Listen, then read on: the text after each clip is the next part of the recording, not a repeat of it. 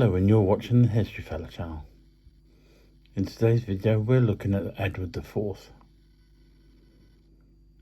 Edward, the young Duke of York, claimed the throne after the Battle of Towton in 1461, when Henry VI and his queen fled to Scotland.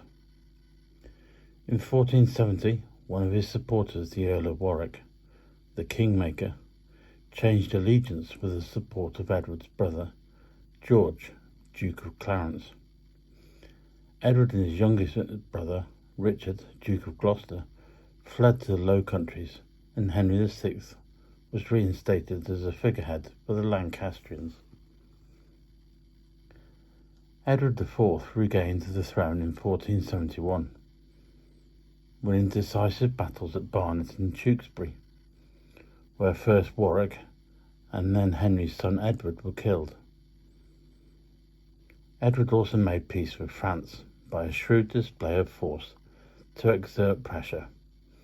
Edward reached a profitable agreement with Louis XI at Picardy in 1475. At home, Edward relied heavily on his own personal control in government, reviving the ancient custom of sitting in person, or on the bench, to enforce justice. He sacked Lancastrian office holders and used his financial acumen to introduce tight management of royal revenues to reduce the crown's debt.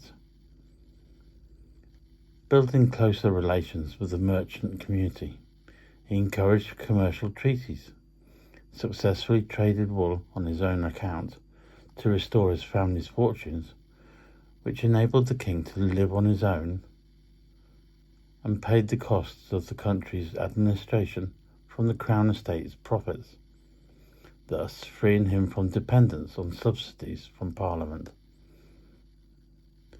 Edward built St. George's Chapel at Windsor, intending it as a mausoleum for the Yorkists, as he was buried there, and a new Great Hall at Eltham Palace.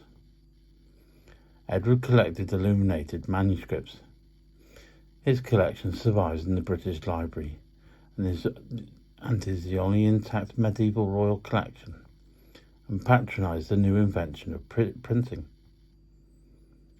Edward died in 1483, leaving by his marriage to Elizabeth Woodville a 12-year-old son, Edward, to succeed him.